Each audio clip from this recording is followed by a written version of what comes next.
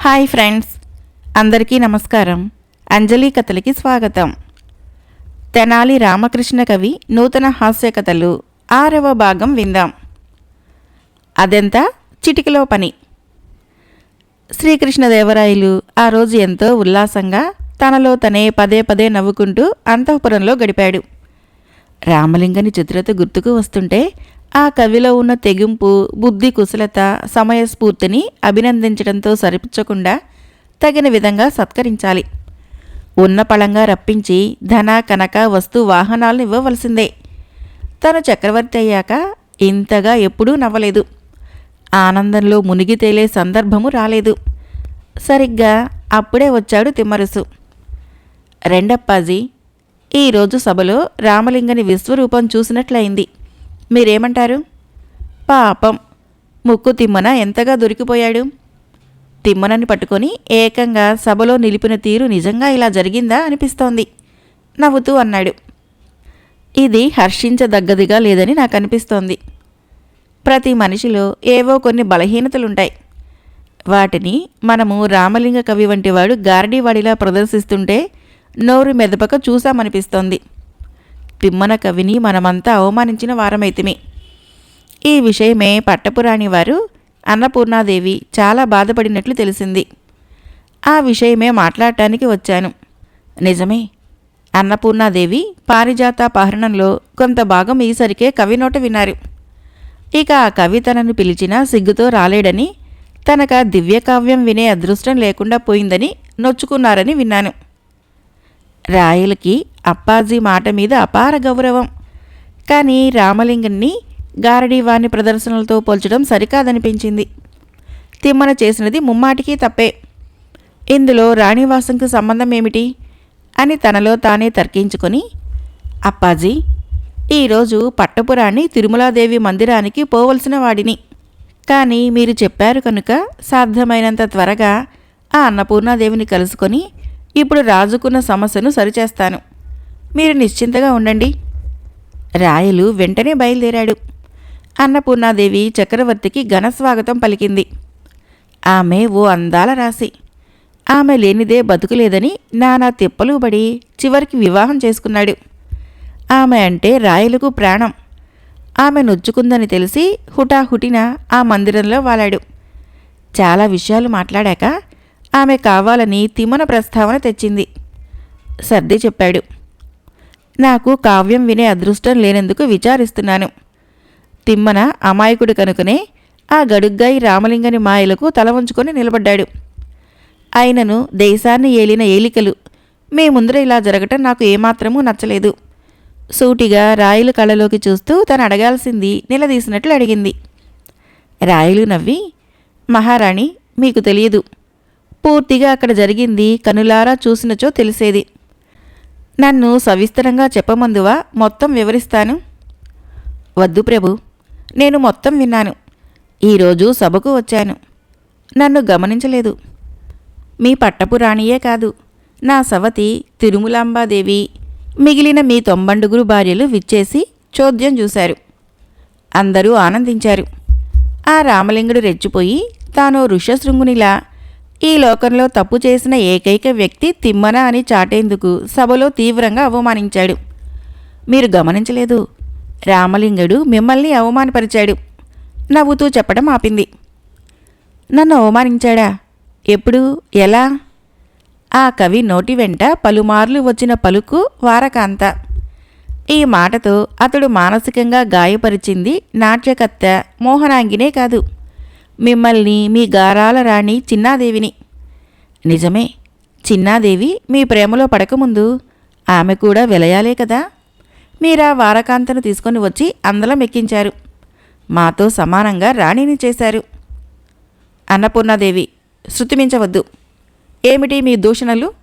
మరణించిన చిన్నాదేవిని విమర్శించడానికి ఎలా సాహసించారు అని దిగ్గున లేచి ఆ మందిరం విడిచి చెరచలా విడిపోయాడు రాయలు. రాయలు తన మందిరం చేరుకున్నాక మతిస్థిమితం కోల్పోయిన వాడిలా అయిపోయాడు. చిన్నాదేవిపై ఎంతటి భయంకరమైన విమర్శ చేయగలిగింది. మొదటి నుంచి ఆ అన్నపూర్ణాదేవికి నోరు జారే గుణం ఉంది. ఆమె ఎడల తను చూపిన అనురాగంకి బదులుగా ఆమె తన మనస్సును చిత్రవద చేసేందుకు ఏమాత్రమూ సంకోచించడం లేదు. ఇక ఆమె ముఖం చూడరాదు అని గట్టిగా తీర్మానించుకున్నాడు. ఒంటరిగా ఉండే కంటే తిరుమలాదేవి మందిరంకి వెళ్లేందుకు సిద్ధపడి విరమించుకున్నాడు. మనసంతా ముసురు పట్టినట్లయింది. తిమ్మరుసు మాటలు గుర్తుకు వచ్చాయి. రామలింగుడు ఏమాత్రమూ బెదరకుండా ఎవరినైనా నిలదీయగలడు. పదే పదే వారకాంత అని అన్నది నన్ను నా చిన్నాదేవిని అవమానించటానికా? అతనిలో అంతటి దురుద్దేశం ఉందా? అదే నిజమైతే కవి అని కూడా చూడకుండా అతని శిరస్సు ఖండించి వేయటానికి వెనుకాడను. అయినను ఇప్పుడే తేలాలి. వెంటనే రామలింగణ్ణి ఉన్నపళంగా రావాల్సిందిగా భటుల్ని పంపించాడు. రామలింగుడు వచ్చి నిలబడి చేతులు కట్టుకున్నాడు. ఇది ఏకాంత మందిరం. మనం ఇరువురమే ఉన్నాము. నేను అడిగిన దానికి దాచకుండా నిజమే చెప్పాలి. అబద్ధం అని అనిపిస్తే నేను క్షమించను. ఈరోజు సభలో ఆ మోహనాంగిని వారకాంత అని పదే పదే ఉచ్చరించావు. ఆ నీచమైన ఉచ్చారణ ఆమెకే పరిమితమా, లేక నాకు, నా రాణి చిన్నాదేవి వారికినా? రామలింగుడు ఆ ప్రశ్నకు హతాశుడయ్యాడు. ప్రభు, ఇలా అడగటానికి తమకు నోరు ఎలా వచ్చింది? వినటానికి నాకే కష్టంగా ఉంది. ఏమని బదులియగలను? అయినను అడిగిన వారు నన్ను, నా కుటుంబాన్ని పెంచి పోషిస్తున్న చక్రవర్తి. నాకు కొంత సమయం ఇవ్వండి, తప్పకుండా బదులివ్వగలను. రామలింగ, నాకు కావలసింది ఈ క్షణమే. నిజం తెలియాలి. అంతేకాని కాలాతీతం కాకూడదు. నీవు రాజద్రోహానికి ఈ నీచ ఉచ్చారణతో పాల్పడినట్లుగా భావించి అడుగుతున్నాను. అవునా కాదా? రెట్టించాడు.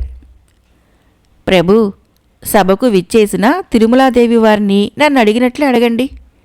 నా తల్లిని దూషించిన సాహసము నేనెలా చేయగలను? ఆమె నన్ను అనుమానించినచో ఎలాంటి విచారణ చేయకుండానే మీ ఇష్టం వచ్చినట్లు శిక్షించండి. తిరుమలాదేవి వారు ధర్మం తెలిసినవారు. రాయలు ఆలోచనలో పడ్డాడు. అన్నపూర్ణాదేవి ఏదో అన్నంత మాత్రాన తాను గాబరాపడి రామలింగ కవిని అనవసరంగా ప్రశ్నించానే అని అనుకొని, ఇక మీరు వెళ్ళండి, ఏదో అడిగేశాను, మనసులో ఏమీ పెట్టుకోవద్దు, నాకు మానసికంగా ఏదోలా ఉంది అని తలపట్టుకున్నాడు. రామలింగుడు అక్కడే నిలబడ్డాడు. దయచేసి నాతో తమ బాధను పంచుకోండి. మీరొక్కరే ఆలోచించుకుంటూ ఉంటే మరింతగా జవాబు దొరకని బాధ అనుభవించాల్సి వస్తుంది అని రాయలని అనునయంగా అడిగాడు. రామలింగ, నిన్ను ఉరితీసి చంపేయాలన్నంత కోపం వచ్చింది. ఎందుకో తెలుసా? అని జరిగిందంతా, అన్నపూర్ణాదేవితో జరిగిన సంభాషణ అంతా పూసగుచ్చినట్లు చెప్పాడు. శాంతంగా విన్న రామలింగుడు, ఇది సవతుల మధ్య జరిగే తంతు. అందులో తమరు అన్ని ఏకపక్ష నిర్ణయాలే తీసుకుంటున్నారు. నిశ్చింతగా ఉండలేకపోతున్నారు. పదండి, తిరుమలాదేవి వారి మందిరానికి నేను వస్తాను. ఆమెతో మీ వివాహము చనిపోయే ముందు చిన్నాదేవి వారే చేయించారు. ఆ ఇరువురికి చెప్పలేనంత ప్రేమాభిమానాలున్నాయి. కనుక తిరుమలాదేవి నన్ను చూసి ఏవగించుకున్నా, నా పైన కోపం ప్రదర్శించినా తమరు ఉపేక్షించవద్దు. ఆమె ఎదుటే నన్ను తీవ్రంగా దండించండి. అలాగే ఆ వెంటనే అన్నపూర్ణాదేవి వారి మందిరానికి వెళ్దాం. ఆమె నన్ను ఏవగించుకున్నా దండించండి. రాయలకి అర్థం కాలేదు. ఏమిటి రామలింగ, నీకేమైనా మతి చెలించినదా? తిరుమలాదేవి మాట ఎలా ఉన్నా నిన్ను ఆ అన్నపూర్ణాదేవి క్షమించదు. నీపై చురికతో పొడిచినట్లు మాట్లాడుతుంది. పైగా నువ్వు అలా అయితే దండించమంటున్నావు. నీవు అనవసరంగా ఇందులో తలదూర్చి ఇరుక్కుపోతున్నట్లుంది. నా బాధ నేను పడతానులే, నువ్వు వెళ్ళిపో. లేదు ప్రభు, నేను చెప్పినట్లు చేయండి, మీకే తెలియగలదు. పదండి, క్షణం ఆలస్యం చేయవద్దు బలవంత పెట్టాడు. రాయలు రామలింగణ్ణి వెంటబెట్టుకుని తొలుత తిరుమలాదేవి మందిరంలోకి ప్రవేశించాడు. తొలిసారిగా రామలింగుడు రాణివాసం చూడటమో, అక్కడ కట్టుబాట్లు చూసి ఆశ్చర్యపోయాడు. వచ్చినది కవీశ్వరుడు అని తిరుమలాదేవి రామలింగనికి పాదాభివందనం చేసి, తమ రాకతో మా మందిరం పావనమైంది, బంగారు పళ్ళెంతో వెలలేని బంగారు నగలను ఇచ్చి సత్కరించింది. ఈరోజు సభలో తమరు వల్లించిన పద్యములను విన్నాక నా మనస్సు నిండా అమృతం చిలకరించినట్లయింది. ప్రభువుల కోసమే ఎదురు చూస్తున్నాను. ఆ పద్యముల గురించి అడగాలని ఆశపడ్డాను అని ఆమె తన ఆనందాన్ని చాటింది. రామలింగుడు రాయల వైపు ఊరకంటితో చూసి, అమ్మా, ఈ కవి తమ బిడ్డ వంటివాడు, ఆదేశించండి. తమకు ఎన్ని కావ్యాలైనా వినిపించి ఆనందింపచేయగలను అని మిక్కిలి వినయంగా పలికాడు. ఆమె చేతులు జోడించి, ఈరోజు నాకెంతో ఆనందంగా ఉంది కవితిలకమా. మీ వాక్కులు అమృతతుల్యంగా ఉన్నాయి. ప్రజలు మాకు కన్నబిడ్డలు, వారిలో మీరు ఉన్నారు కనుక మీరు మాకు బిడ్డలే. రాయలకు తల తిరిగిపోయింది. ఆ మందిరంలో కొంతసేపు గడిపి ఇద్దరూ బయలుదేరారు. దారిలో, రామలింగ, తిరుమలాదేవి వద్ద ఏదో మాట పడకుండా లాభపడితివి. కానీ మా అన్నపూర్ణ రాణివారి వద్ద నువ్వు అభాసుపాలు కావటం ఖాయం. ఎందుకైనా మంచిది, ఇప్పటికైనా వెనక్కిపోదాం. ఆమె సంగతి నాకు బాగా తెలుసు. అనవసరంగా నీవు దండనకు గురి కావటము నాకు ఇష్టం లేదు అన్నాడు. నిన్ను దండించటానికి నా చేతులు రావు. నిన్ను ఇతరత్రా దండించలేను. పద, వెనకకు పోదాం. ప్రభు, ఈ రామలింగణ్ణి తక్కువగా అంచనా వేయుచున్నారు. మనం వెళ్లాల్సిందే. ఆమె ఏమన్నా నేను మనసా వాచా స్వీకరిస్తాను. నాకు లేని బాధ తమరెందుకు? పదండి, వడివడిగా నడవండి. నాకు చాలా తొందరగా ఉన్నది అని గబగబా అడుగులు వేసుకుంటూ సాగిపోయాడు. ఓయి రామలింగ, ఆగవయ్యా, నా మాట విను. నా వద్ద ఆమె నీ గురించి చెడ్డగా అన్నందుకైనా నిన్ను చూడగానే మరింత కోపాన్ని ప్రదర్శిస్తుందయ్యా. పద పోదాం. పైగా నిన్ను శిక్షించమని నాకు చెప్పటానికి వెనుకాడదు. ఆమె ఎంత అందాల రాశియో అంత తంపుల మారి. ఎందుకు ఊరక ఆపద కోరి తెచ్చుకుంటున్నావు? రాయలు నచ్చజెప్ప చూశాడు. రామలింగడు ససేమిరా అన్నట్లు ఒప్పుకోనందున ఇద్దరూ దేవి మందిరంలోకి ప్రవేశించారు. ఆమె వారి రాక చూసి సంభ్రమాశ్చర్యానికి గురయ్యి, రాయలు పాదాలపైన వ్రాలి, తమ మనసు కష్టపెట్టాను. అయినను రవ్వంత బాధపడకుండా ఈ మహానుభావుణ్ణి నా వంటి అజ్ఞానికి చూపించి తరింపచేశారు. ధన్యురాలనయ్యాను. ఇట్టి కవీశ్వరులను కొలుచు భాగ్యము నాకు కలిగించారు అని ఎన్నో కానుకల్ని ఇచ్చి రామలింగడిని ఘనంగా సత్కరించింది. ఓ కవీశ్వర, మీ మేలు జన్మలో మరువను. సవతులపై కోపాన్ని ప్రభువులపై చూపాను. పరుష పదజాలంతో చక్రవర్తిని మానసికంగా బాధపెట్టాను. ఆయన అలకబూని కొన్ని నెలలకు గాని స్థిమితపడరు, ఈ వైపు చూడరు. అటువంటిది తమరే తీసుకుని వచ్చారు. నిజమే తల్లి. రాయలవారు తీవ్ర మనస్తాపంతో ఉంటే నన్ను పిలిపించారు. విషయం తెలిసి అనంత మాత్రాన తమరు పట్టించుకుంటే ఎలా అని నచ్చజెప్పాను. అలేను అని అన్నారు. అందుకు నా వలన కదా మీ ఇరువురికి కీచులాట జరిగినది. నేను వస్తాను. ఆమె ఒకవేళ ఇంకనూ కోపం చూపినచో నన్ను తీవ్రంగా దండించండి అని చెప్పి తీసుకుని వచ్చి తిని, తీరా వస్తే మీరు నన్ను ఆదరించి సత్కరించారు. ప్రభువులను క్షమించమని పాదాలపైన వాలారు. నన్ను క్షమించండి. ఈరోజు ఏమేమో జరిగిపోయాయి. అందరము యథాస్థానాల్లో ఉందాము అని రాయలు వారి చేతులు పట్టుకుంది. రాయలు ఆమెను క్షమించానన్నట్లు చిరునవ్వులు చిందించాడు. రామలింగని వైపు కృతజ్ఞతగా చూశాడు. వారిద్దరినీ రామలింగడు అదోలా నవ్వుతూ చూశాడు. అన్నపూర్ణాదేవి రామలింగడితో రాక విచ్చేశారు.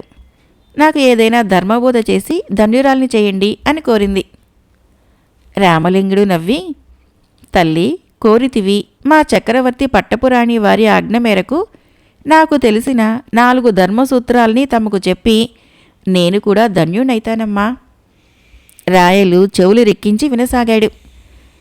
రామలింగడు గొంతు సవరించుకొని, సూర్యవంశానికి మూలపురుషుడు అయిన మనువు బ్రహ్మచే రచింపబడిన మానవ ధర్మశాస్త్రము బ్రహ్మచే విధి ప్రకారము ఉపదేశం పొందుతాను అని భృగుమునీంద్రుడికి చెప్పి మహర్షులకు బోధించమని ఆదేశించాడు. మిక్కిలి ప్రచారమైన మనుధర్మశాస్త్రంలో కొంత మీకు చెప్పగలను. విని పాటించవమ్మా. పసిపాప వయస్సు నుంచి ముదుసలి అయ్యే వరకు స్వతంత్రముగా ఏ కార్యము చేయరాదు. స్త్రీ బాల్యమున తండ్రి, యవ్వనమందు భర్త, పెనిమిటి, తదనంతరము పుత్రుని చాటున తన బతుకును గడపవలెను. ఎల్లప్పుడూ భర్త తన ఎడ నిష్టము లేకయున్నను భార్య నగుమోము గలదై అణుకువ కలిగి ఉండవలెను. తండ్రి, సోదరుడు తనను ఎవనికిచ్చి పరిణయం చేసినా అట్టి వానితో జీవితాంతము శుశ్రూష చేయవలెను. భర్తకు ప్రియము కలిగించవలెను. ఏ చిన్న తప్పుతో కూడా భర్తను బాధించరాదు. ఇది హైందవ స్త్రీ ఆచరించాల్సినవని మీకు చెప్పాను. అన్నపూర్ణాదేవి పరిసరాలను మరిచి మరీ వింటోంది. రాయలు కూడా రామలింగని మాటలకు మంత్రముగ్ధుడైనాడు. నేను చివరగా మరికొన్ని చెప్తాను. రాజు లేని లోకము బలవంతులచే పీడింపబడుతుంది.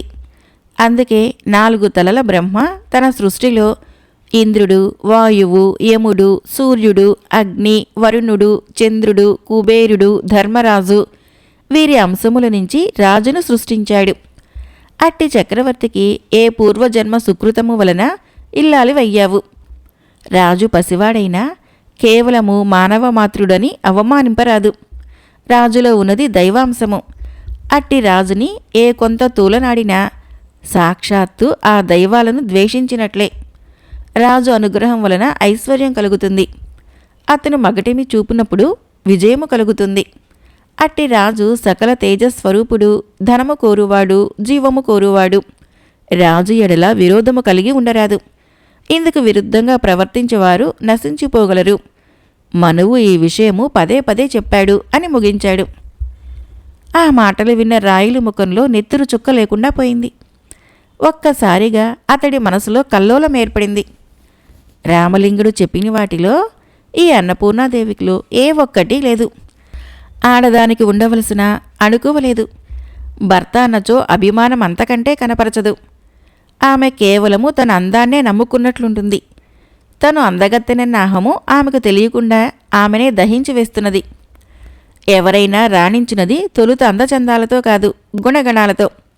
ఈ నగ్న సత్యము పట్టపురాణి తెలుసుకున్నంతవరకు ఈమెను చూడకుండా ఉండాల్సిందే అని ఒక దృఢచిత్తానికి వచ్చేశాడు. రామలింగ, నువ్వు చెవిటివాడి ముందు శంఖం ఊదుచున్నావు, పదా పోదాం అని ఆ అంతఃపురం వీడి బయటికి వెళ్ళిపోయాడు రాయలు. ఊహించని పరిణామం. రామలింగడు, అన్నపూర్ణాదేవి అయోమయంలో పడ్డారు. ఒక్కసారి ఆమెలో మార్పు వచ్చింది. చూసారా చక్రవర్తి అలుక, నేను ఎన్నో మెట్లు దిగి వచ్చాను, క్షమాపణలు అడిగాను. అయినను ఆయనలో మార్పు రాలేదు. ఏదో నోరు జారాను. ఇంత మాత్రాన ఇంత పెద్ద శిక్ష వేస్తే ఎలా అని బాధపడింది. చూస్తుండగానే ఆమె చెంపలు తడిశాయి. రామలింగడు ఆమె వద్ద సెలవు పుచ్చుకొని అక్కడి నుంచి బయటకు వచ్చేశాడు. 6 మాసాలు గడిచాయి. రాయలు అన్నపూర్ణాదేవిని పూర్తిగా మరిచిపోయినంత పని చేశాడు. కలలో కూడా ఆమెను తలచకుండా మిగిలిన రాణుల వద్ద రోజులు గడిపాడు. ఈలోగా ఎన్నో ప్రయత్నాలు చేసింది అన్నపూర్ణాదేవి. కానీ చక్రవర్తి దేనిని పట్టించుకోకుండా తన పనిలో తాను నిమగ్నుడయ్యాడు. చివరికి అన్నపూర్ణాదేవి రాయలవారి కలహ కథనము మహామంత్రి తిమ్మరుసు వారి వద్దకు వెళ్ళింది. అప్పటికే ఆయన ఆరా తీశాడు. కొంతమంది దాసీల ద్వారా విని ఉన్నందున ఆమెను విజయ విఠలాలయం వద్ద కలుసుకోమన్నాడు. తిమ్మరుసు చూడగానే కన్నీరు కార్చింది అన్నపూర్ణాదేవి. అమ్మా, విన్నాను. రాయలవారు పూర్తిగా తమ మందిరానికి రావడం మానుకున్నారని విని చాలా బాధపడ్డాను. అసలేమైంది? ఇంతటి సాహసమైన నిర్ణయం తీసుకునేందుకు రాయలవారికి అంత అవమానం ఏమై ఉంటుంది? సాధారణంగా రాయలవారు సహనపరులే కదా. అదేమిటి మహాశయ అలా ప్రశ్నిస్తున్నారు? రాయలవారికి నా మందిరంలో అవమానమా? ఆలుమగులు అన్నాక ఏదైనా మాట రావచ్చు. అంత మాత్రాన ఇలా నా ముఖమే చూడరా? ఇదేనా రాజధర్మము? నేను మీ వలన కాకుంటే నేరుగా ఓ ధీరురాలిలాగా రాజదర్బారుకి వెళ్ళి మొరపెట్టుకోనా? చెప్పండి. కొన్ని వేల క్రోసుల దూరం నుంచి వచ్చి ఈ అభాగ్యురాల్ని హింసించడానికేనా యుద్ధాలు చేసి సాధించి పరిణయమాడింది అని నిష్ఠూరంగా ప్రశ్నించింది. అమ్మా అన్నపూర్ణాదేవి, కన్నీరు కార్చవద్దు. నీ కథంతా విన్నాను. నీవు నోరు జారినందున రాయలవారు చిన్నబోయి ముఖం చాటేశారు. మరి రామలింగ కవి కదా రాయలవారిని ఆ రోజు తిరిగి తీసుకుని వచ్చాడు. ఆ కవినే పిలిచి చెప్పలేకపోయావా? అతడు ఒక విధంగా కార్యవాదే. ఆ దారిలో నువ్వు మరలా రాయలవారిని పొరపచ్చాలు లేకుండా కలుసుకోగలవు. నిజమే అప్పాజీ, నేను ఆలోచించలేకపోయాను. భేషైన ఆలోచన.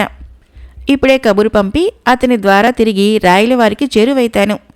ఉత్సాహంగా బదిలిచ్చి అన్నపూర్ణాదేవి ఆ ఆలయంలో దైవ దర్శనం చేసుకుని వెళ్ళిపోయింది. తిమ్మరుసు రామలింగ కవికి కబురు పంపి తన మందిరానికి పిలిపించుకున్నాడు. ఆనాడు అలకబూనిన రాయలవారిని అన్నపూర్ణాదేవి మందిరానికి తీసుకొని వెళ్ళగలిగినావు. ఆయన ఎందుకో అన్నపూర్ణాదేవి నీడను భరించలేనంత ఎడబాటులో 6 మాసాలుగా ఉన్నాడు. ఈసారి నువ్వే ఆ దంపతుల్ని తిరిగి ఒక్కటి చేయాలి ఆజ్ఞాపించినట్లుగా చెప్పాడు. ఆ ఆదేశానికి రామలింగుడు పకపక నవ్వాడు. ఎందుకు నవ్వుతున్నావు? నేను రాయలవారి క్షేమం కోరినవాడిని. అందుకే నిన్ను ఈ విధంగా కోరాను. నువ్వు ఎందుకో చాలా హేయంగా నవ్వుతున్నావు. నువ్వు ఆమెకు వల్లించిన మనుధర్మశాస్త్రము నీకు వర్తించదా? రాజును తూలనాడటము నీకు మాత్రము క్షేమమా? పూజ్య అప్పాజీ, ఎంతగా ఆ రోజు జరిగిన విశేషాలు నా ధర్మబోధల గురించి సేకరించినారు. అందుకే తమరు మహామంత్రులయ్యారు. ఈ సామ్రాజ్యానికి మీ సేవలు మరువరానివి. మీరన్నచో రాయలవారికి తగు భక్తికి కారణం ఇదే. మీరే చెప్పలేకపోయారా? రాయలవారు వింటారు. ఆ మాత్రం నాకు తెలియక కాదు. నా మాట కాదనలేక రాయలవారు ఆమె మందిరానికి వెళ్ళగలడు. ఇది కాదు నేను కోరేది. వారిద్దరూ చిలక గోరింకల్లా జీవించాలి. కనుక నీవే ఏదైనా చేయాలి. నిన్ను ఇప్పుడు అన్నపూర్ణాదేవి పిలిపిస్తుంది. తప్పక ఆమెను రాయలవారికి దగ్గరయ్యేటట్లు నీ వంతు సహకరించు. అప్పాజీ, చూశారా? మీరు నాకేమని ప్రశ్నించారు? ఎందుకు హేయంగా నవ్వావు అని అడిగి నా నుంచి 4 పొగడ్తలు విని ఆ హేయపు నవ్వు గురించి పట్టించుకోలేదు. ఇక్కడే నా జవాబు ఉంది. అర్థం కాక తిమ్మరుసు చూశాడు. అప్పాజీ, పట్టపు రాణి వారిని రాయలవారిని విడదీసింది ఆమె దుందుడుకు మాటలు కావు, నా ధర్మబోధనలు. ఆ బోధనల సారం తెలుసుకున్న రాయలవారు వెంటనే ఆమెను విడిచిపెట్టేశారు. ఆ బోధనల గురించి తమరు ఆరా తీశారు కదా, వాటిని ఒకసారి మననం చేసుకోండి, తెలియగలదు. గతాన్ని నెమరువేసిన తిమ్మరుసుకు మొత్తం అవగతమైంది. ఆరిపిడుగా, నువ్విలా చేయటానికి కారణం? అన్నపూర్ణాదేవి కారణంగా రాయలవారు నన్ను తల తీయించే స్థితికి వచ్చారు. ఆయన ఆ రోజు నా ముఖం చూడటానికి సహితము ఇష్టపడలేదు. ఆ రోజు సభలో నంది తిమ్మనవారి నిర్వాకముపై ఆమె ముసలి కన్నీరుతో కావాలని రాయలవారిని చిన్నాదేవి వారిని నేను అవమానించినట్లు నమ్మబలికింది. నాపై చేసిన ఆమె అభియోగం ఏమిటో తెలుసా? అప్పాజీ, ఆ రోజు సభలో నంది తిమ్మన మోహనాంగిలను అడ్డుపెట్టుకుని చిన్నాదేవిని నేను వారకాంత అని పలుమార్లు అన్నట్లు, తద్వారా రాయలవారిని సుతిమెత్తగా అవమానించానని ఆమె నూరిపోసింది. ఆమె విషపు మాటలు నమ్మి నన్ను చంపేయాలన్నంత కోపం చెందారంటే ఆమె పలుకుల వాడి ఎంతటివో ఆలోచించండి. ఒక దశలో రాయలవారు నన్ను శిక్షించకుండా వదిలేసి తాను ఒంటరిగా ఏదో తెలియని బాధను అనుభవింపసాగారు. ఆ ఆవేదనను చూసి ఆయనను ఓదార్చి నా ప్రాణాల్ని పణంగా పెట్టి అన్నపూర్ణాదేవి వద్దకు రాయలవారితో పందెం వేసి వెళ్ళాను. ఆ రోజు నేను రాయలవారు తొలుత తిరుమలాదేవి వారి మందిరానికి వెళ్ళాము. ఒకవేళ ఆమె కూడా నా మాటల్ని తప్పుగా తీసుకుంటే నన్ను తీవ్రంగా శిక్షించమని రాయలవారికి ముందే చెప్పాను. పాపం రాయలవారు ఊపిరి బిగబట్టి నాతో ఇష్టం లేకున్నా వచ్చారు. నాకు కావాల్సింది నా ప్రాణం కాదు, రాయలవారి మనశ్శాంతి. అందుకే అంత తెగించాను. తీరా వెళ్తే తిరుమలాదేవి నన్ను ఘనంగా సత్కరించారు. ఆ తర్వాత అన్నపూర్ణాదేవి మందిరానికి వెళ్ళాం. అక్కడ ఆమె రాయలవారు ఊహించని విధంగా ప్రవర్తించారు. నన్ను నగలతో తూచినంత పని చేశారు. ఎందుకో తెలుసా? నన్ను అడ్డుపెట్టుకుని గదా ఆమె చనిపోయిన సవతిని వారకాంత అని రాయలవారిని గేలి చేయగలిగారు. చిన్నాదేవిని తూలనాడటం భరించలేని రాయలవారు అలిగి వెళ్ళిపోతే తిరిగి తెచ్చాను. అందుకే నన్ను గొప్పగా చూశారు. ఆమె నన్ను మరింతగా కీర్తించి ధర్మబోధ చేయమంది. ఇక్కడే ఆమె నాకు చిక్కింది.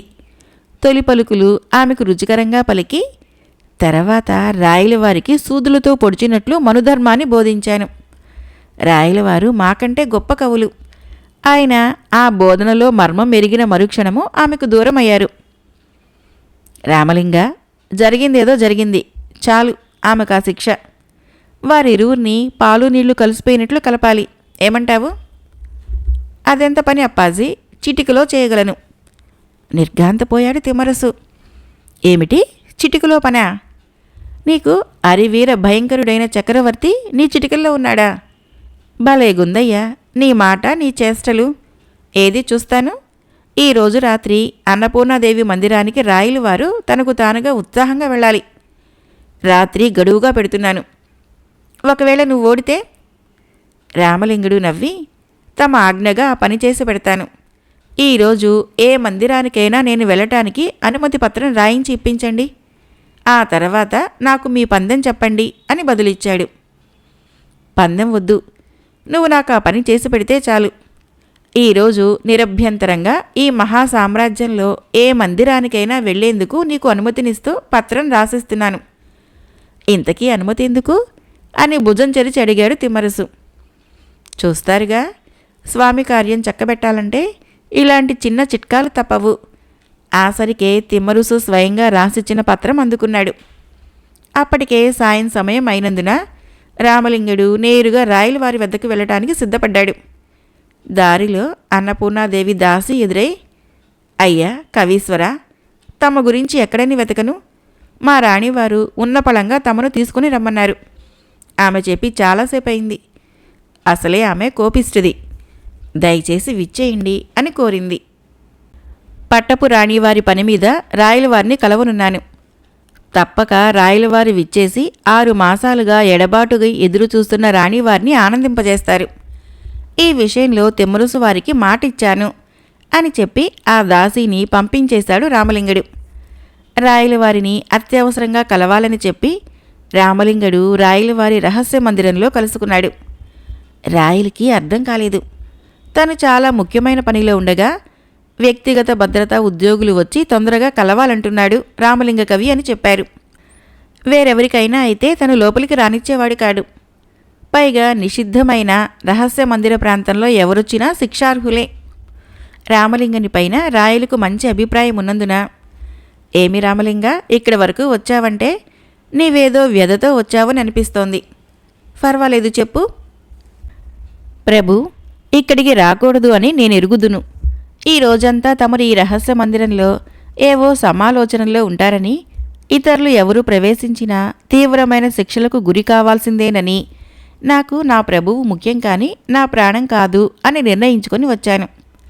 ఇక విషయం ఏమిటి అంటే, నేను ధర్మశాస్త్రములను నమ్మినవాడిని. ఈరోజు ఉదయము ఒక బాధాకరమైన వార్తను విన్నాను. తమ దేవేరులలో ఒకరి పట్ల విముఖంగా ఉన్నారని, మనుధర్మశాస్త్రం ప్రకారము ఈ సామ్రాజ్యాన్ని పరిపాలిస్తున్న ఏలికలు కనుక ఎలాగైనా కలిసి తమకి ఈ తాళపత్రాన్ని అందించాలనుకున్నాను, స్వీకరించండి అని చేతిలో పెట్టాడు.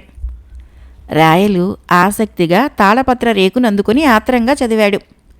రాజుచే ఆగ్రహింపబడిన వారు నశింతురు. అదెట్లన్నచో, ఇంద్రుడు, యముడు, అగ్ని, సూర్యుడు, వరుణుడు, చంద్రుడు, కుబేరుడు, ధర్మరాజు అంశములు రాజు యందున్నందువలన రాజు ఎవరిపై ఆగ్రహం చూపినా ఆ దేవదేవులు కీడు తలపెట్టెదరు. రాయలు అయోమయంగా చూశాడు. కూర్చున్న ఆసనంలో నుంచి లేచి మందిరానికి దూరంగా వెళ్ళిపోయి ఆలోచనలో పడ్డాడు. రామలింగ, ఒకసారి ఇటురా. ఈ తాళపత్రము చదివినాక నా మనస్సు చాలా బాధపడుతోంది. నిజమే, నేనేవో పొరపాటులు చేస్తూనే ఉన్నాను. అందుకే నాకు 3 కుమారులు కలిగి కూడా ఈసరికే 2 కోల్పోయినాను. మనువు వాక్కు, బ్రహ్మవాక్కు. నా కళ్ళు తెరిపించావు. నేను నీకు చెప్పలేదు కానీ ఆ అన్నపూర్ణాదేవిని గత 6 మాసాలుగా దూరం పెట్టాను. ఆమె ఎన్నో మార్లు కబురు పంపినా కూడా నేను చాలా మొండికెత్తాను. ఈ క్షణమే ఆమె వద్దకు వెళ్ళి పూర్వపు అనురాగంతో కలిసిమెలిసి ఉండగలను. రామలింగ, నువ్వు మా దంపతులను ఒకటిగా చేసిన మహానుభావుడవు. ప్రభు, నేను వచ్చిన పని అయిపోయింది. కానీ రాకూడని ఈ మందిర ప్రవేశం చేసి తిని కనుక శిక్షార్హుడినే. ఒకవేళ శిరస్సు ఖండన వంటి శిక్షకు గురైనచో నా కుటుంబము అనాథ కాకుండా కాపాడవలేను. ఇదే నా చివరి కోరిక అని చేతులు జోడించి మొక్కాడు. రాయలు అయోమయంగా చూశాడు. అక్కడే ఉన్న తిమ్మరసుకు దూరంగా వెళ్ళి ఏం మాట్లాడుకుంటున్నారో తెలియక నొసలు చిట్లించాడు. మరోవైపు రామలింగుడు చెప్పిన పని చేయకుండా అనవసరంగా ఈ నిషేధ స్థలికెందుకు వచ్చాడు అని రుసరుసలాడాడు. రామలింగ, నువ్విక్కడి నుంచి వెళ్ళిపో. నీవు శిక్షార్హుడివి కాదు అని రాయలు నవ్వుతూ చెప్పాడు. నేను ధిక్కరించి తిని కనుక శిక్షించండి. అప్పటికే అక్కడికి చేరాడు తిమ్మరసు. సర్వసేనాని, న్యాయ నిర్ణయకర్త రామలింగని విన్నపాన్ని విన్నారు. చేసిన తప్పును ఒప్పుకొని శిక్షించమనేవాడిని ఇదే నేను తొలిసారి చూడటం. ఇట్టి వారిని విచారించాలి ప్రభు అని న్యాయ నిర్ణేత అయిన రాయల వారికి సూచించాడు. దండనాయకుడు రామలింగ కవిని సోదా చేశాడు. అతని వద్ద చిన్న ఆయుధం దొరికినా తీవ్ర నేరం క్రిందే లెక్క. ఎందుకు అంటే అతడు ప్రవేశించినది రహస్య మందిరంలోకి. అలాంటివేమీ దొరకలేదు. కానీ తిమ్మరుసు వారు స్వదస్తూరితో రాసిచ్చిన ప్రవేశ అనుమతి పత్రము అంతా ఒకరి ముఖాలు ఒకరు చూసుకున్నారు. న్యాయ నిర్ణేత నిట్టూర్చి, రామలింగ, నువ్వు నిరపరాధివి, వెళ్ళొచ్చు అని తీర్పునిచ్చి పొమ్మన్నాడు. రామలింగుడు వెంటనే వెళ్ళిపోయాడు. అప్పాజీ, మీరే జవాబుదారీ అని న్యాయపతి అడిగాడు. రాయలు ఒక్క క్షణం అక్కడ ఉండదలుచుకోలేదు. నేను అన్నపూర్ణాదేవి మందిరానికి అత్యవసరంగా వెళ్లాల్సి ఉన్నందున 3 రోజుల వరకు ఎలాంటి సమావేశాలకి హాజరు కాను అని చెప్పి వెళ్ళిపోయాడు. తిమ్మరసుకి రామలింగుడిక్కడికి వచ్చింది అర్థమైంది. అంతులేని ఆశ్చర్యానికి గురయ్యాడు. అక్కడే రాయలు విడిచి వెళ్ళిన పత్రం చదివాక పూర్తిగా అర్థమైంది. చిటికలో చేయటమంటే ఇదా రామలింగ? పకపక నవ్వాడు. అప్పాజీ వారు తమ జవాబు న్యాయపతి అడిగితే నేను రాసిచ్చిన అనుమతి పత్రానికి చిటికలో ఉరివైవయ్యా అని బదులిచ్చి చకచకా వెళ్ళిపోయాడు. ఏమిటి, చిటికలో ఎలా ఉరివేయగలను? తనలో తానే తర్కించుకోసాగాడు న్యాయపతి. చుట్టూ ఉన్నవారు గొల్లున నవ్వారు. తెనాలి రామకృష్ణ కవి హాస్య కథలు 6వ భాగం సమాప్తం.